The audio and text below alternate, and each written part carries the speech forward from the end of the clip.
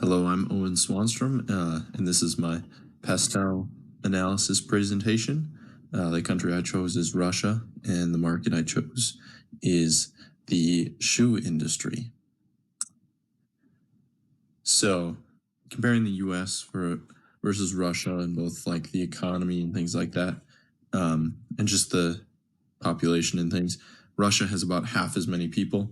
The U.S. has around about 330 million. Russia has about 114 million people, so slightly smaller population. Russia has a much more strict government. They depend on loyalty and hierarchy, as we all know with like Putin and things like that. So communication is a big difference in these countries. In Russia, it's more of an indirect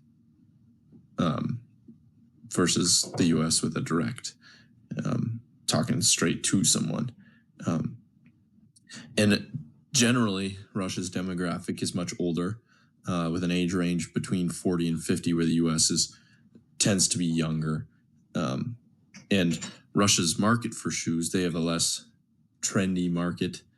They tend to go toward the colder things because, as we know, it's very cold in Russia, and the weather highly determines what shoes people are wearing.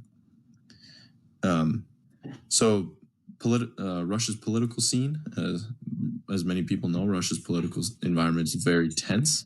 In an article by Freedom House, Russia is not a free country. The government exerts strict control over political life, the media, and civil society.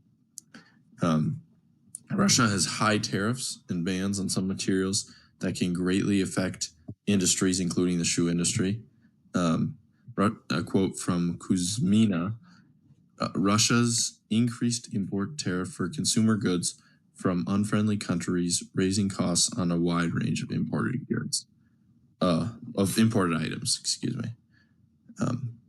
And on the Freedom House scale, Russia's score is 12 out of 10, so much, much lower than other countries, significantly lower. As I said before, Russia's economic environment could be defined as tense. The government controls most, if not all, business, not directly, but through power and things like that. This can lead to certain markets doing better than others due to the government's assistance in choosing.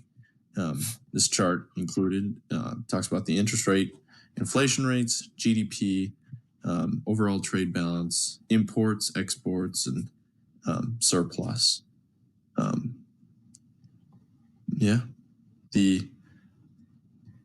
The imports compared to exports is what I find interesting. The U.S. imports a lot from Russia compared to the U.S.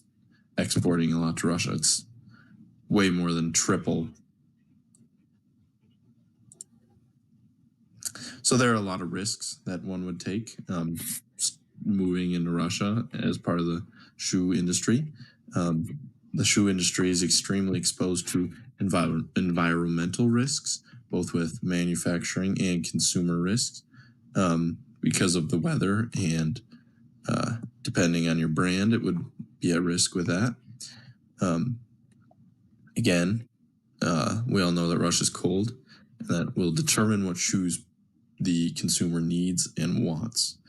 Due to strict government restrictions, there may be some technological advances that have not happened in Russia that keep it behind most of the world, because the government doesn't let industries advance or work with technology that countries like the U.S. might have, or China, or things like that.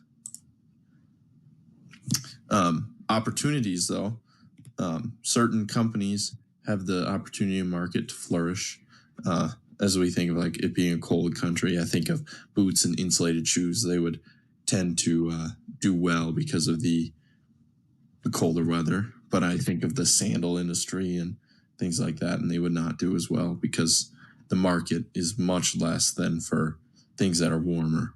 And if a company was thinking about joining or going into the market in Russia for shoes, a joint venture would probably be the best idea, because they don't have to put their eggs all in one basket, but they still get that market in Russia. But they're working with people from the country, so they have the culture and the understanding of the country with the the managing and the money and things like that from another country, maybe plotted in the US or something like that. So a joint venture would be the best option for that. But there are some other options that would work as well, but a joint venture is what I thought would work best. And this is my works cited. Thank you.